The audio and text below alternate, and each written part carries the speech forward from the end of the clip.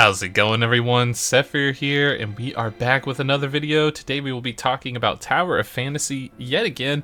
We're getting closer to the end of this closed beta, and I would imagine it would be going into either an open beta or a release here pretty shortly in the future. So I wanted to talk a little bit about the end game activities that you can do, and particularly the world bosses, which is one of those on the screen at the moment. So you can group up with your crew, or you can group up with random people within the world and take on these world bosses, which give a lot of good materials. They have special chests that contain a wide variety of items, weapons, characters, and all kinds of goodies for you to obtain. And even if you don't have a key for one of those, you can help your teammates and get support points, which you can spend in the shop. And you also get a lot of materials that are useful for your adventure towards the end game.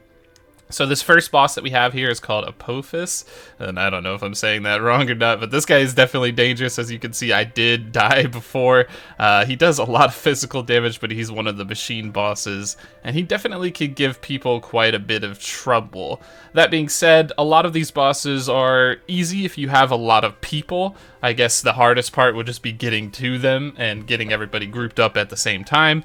But like I said, with a decent crew, which in this instance I'm running with the Genesis crew in the closed beta, they have been very spectacular and definitely on top of things. So we do these runs every day, so bosses are something that you could do constantly. You could even do it even more than that if that's something you wanted to do.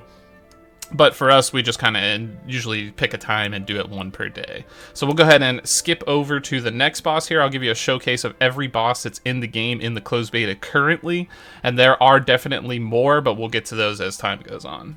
Alright, here we are on the next boss. Is the Frostbot, my all-time hated boss. This guy likes to freeze everybody with giant ice blasts, so I definitely do not like him at all. I don't know if you've ever been frozen in a game before, but it's definitely terrible. But he loves to spew ice and freeze everybody all over, as you can see the chaos that's going on right now.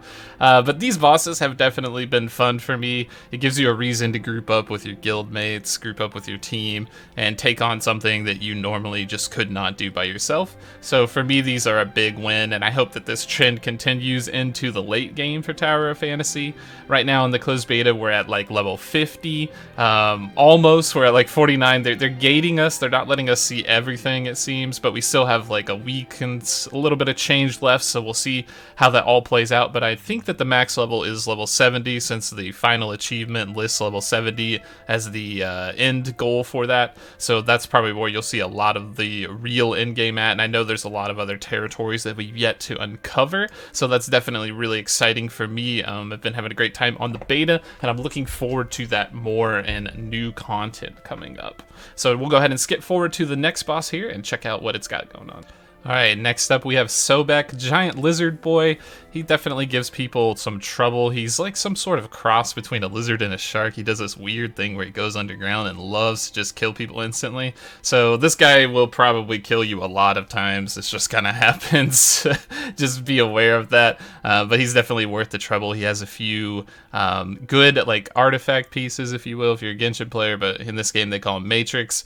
He's got quite a few of those that can definitely be very valuable. And a lot of these bosses have their own general like theme and skill set and different elemental weaknesses, so I really like to see that variety coming into the game.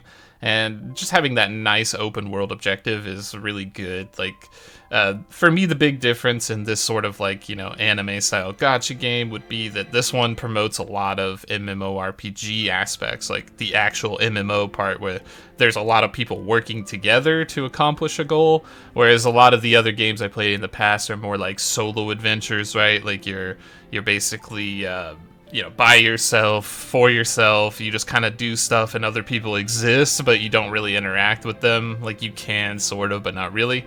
This game kind of shakes that up a little bit because it forces you to interact with people, you know, in the game, because you're going to need their help to obtain some of these objectives, some of these rewards, and a lot of the end game, from what it seems to be built around 4-person parties. So getting a group of 4 together for these end game instances will make your life easier. However, it's not necessary. There's also a match made, or like an LFG type system, so you could just hit the match made button and just grab a couple of people that are also in the queue and go for it. I've done several things like that. It's always been successful from what I've seen. So it usually gives you a pretty good matchup or kind of party composition going there. This guy does take quite a while to kill, so I'm going to go ahead and fast forward it a little bit towards the end, because we could be here a while since he likes to do this going underground thing. So let's go ahead and check out the end and then see the loot rewards from that.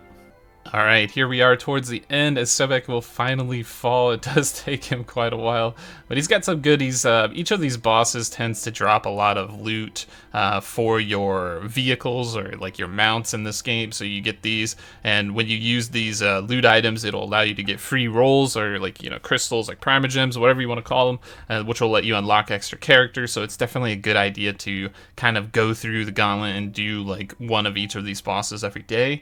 For the very least, you'll get the support points, which you can spend in the shop, and then you can purchase gold or various upgrade materials for your character, all kinds of good stuff that you can do. So it's definitely pays off to have a group or a crew in this game. I would definitely suggest that first. If you haven't already, make sure you get a crew, start a crew, whatever you want to do, get a group of people together, because that will go a long way. It'll make it easy for you to get activities for the day going and get the things done that you need to get. So we'll go ahead and skip forward to the next boss here. Alright, here we are at the next boss. This is Lucia. She is the leader of like the sort of hyena gang in this game. She has some interesting attacks, but for the most part she just tends to flail around. So I find this one particularly easy. I think she dies rather quick. But all good. She gives the same type of loot that all the other bosses give, so there's definitely a nice good go-to here. And the enemy variety in this game is pretty good for the most part. You know, I'm not seeing the same types of monsters all the time. Each zone kind of unlocks a different set of people, a different aesthetic, so it's definitely keeping me interested on that part. That being said, we haven't seen the full endgame scope of this, so I'm wondering how far this translates into the endgame content. So I don't know if any of the players from the Chinese servers have any comments on that. If you want to comment down below, or if you've seen anything like that, how do world bosses shape up towards the end of the game? What kind of endgame activities are we looking at? Because I definitely am very interested in seeing that. I know that they're a little bit ahead of us, like 5 months or so, 4 or 5 months in terms of content release. So that's a little bit of a gap, so they kind of have some future insight into knowing to what's coming. But that being said, the NA version could be slightly varied and different, depending on how they want to kind of pull off this launch and everything here. So we'll go ahead and fast forward to the next section, and we'll check out the second to final boss here. Alright, here we are at the next boss, and this one's one of my personal favorites. I just like the fact that he's weak to fire, and I can use this little relic, or sort of like gadget, if you will, that allows me to turn into a machine that can shoot fire. And I've definitely been having a good time with this. I call it the Gundam, but it definitely is quite a funny item. But if you've seen these things on the right, they're like sort of like relics. They call them relics. They're like gadget cooldowns, but there's everything ranging from like a jetpack to a surfboard and all kinds of just like generally nifty tools that you would need to get around the land. And then there's also like combat relics, so you can get like some giant machine arms. You can pilot this little mech, and it definitely can do a lot of DPS depending on the weakness of the boss or the monster. And so that's definitely something nice to keep in mind. This boss is a little bit particular. He sort of has some sort of mechanic phase where he'll summon ads on the outside, and if you don't defeat them in time, he will regenerate his HP. But I think that we bring so many people to these that we just kind of dwarf any sort of mechanics or like relevance to what would be going on. So that's interesting how many people you can bring into these arenas. I would be interested to see these bosses challenged within like, you know, a 4 to 5 man party. I definitely think they could be a very, very hard thing to do, and probably a monumental achievement as well. So with that being said, we'll go ahead and check the loot out here from this boss, and then we'll head on to the final boss. But just keep in mind that these bosses are in no particular order. Some of them are lower level, some of them are higher level. They all seem to be about the same. So just keep that in mind, and there are plenty more bosses in the future, I'm sure, because these are only the under level 50 and under bosses. So we'll go ahead and fast forward and check out the next boss here. Alright, and finally we have this sort of flower boss. This one definitely gave me a lot of trouble when I was a new player, because I ran into this. He's in one of the starting zones, and I'm like, oh, what is this thing? I'm gonna kill it. And obviously I died really quickly. It's got a lot of nasty poison effects, and it was a a rude awakening, right? Like, I thought I was just like, yeah, I'm gonna kick this guy's butt, everything's gonna be fine, I'm gonna get all these items, it's gonna be fantastic. But it's cool to see that these sort of like hidden bosses in the different areas, and I've definitely been having a blast killing these things daily because there's a lot of good rewards from them, so I'm pretty excited every time it's time to do this run because you can get a lot of valuable materials, so it's definitely something nice to look forward to. But that's gonna be it for this one. These are all the bosses in the game, or the closed beta currently. I will release more content with the other bosses when they come out. I'm sure they're going to be a little bit harder because, like I said, these are the under max level bosses, so I think they're designed to be a little bit easy. Like, hey, I just group up and I pick what kind of rewards I want to go through and sort of obtain, so it's just something like a group activity that you can do together and kind of get going on, so it's definitely something nice to see.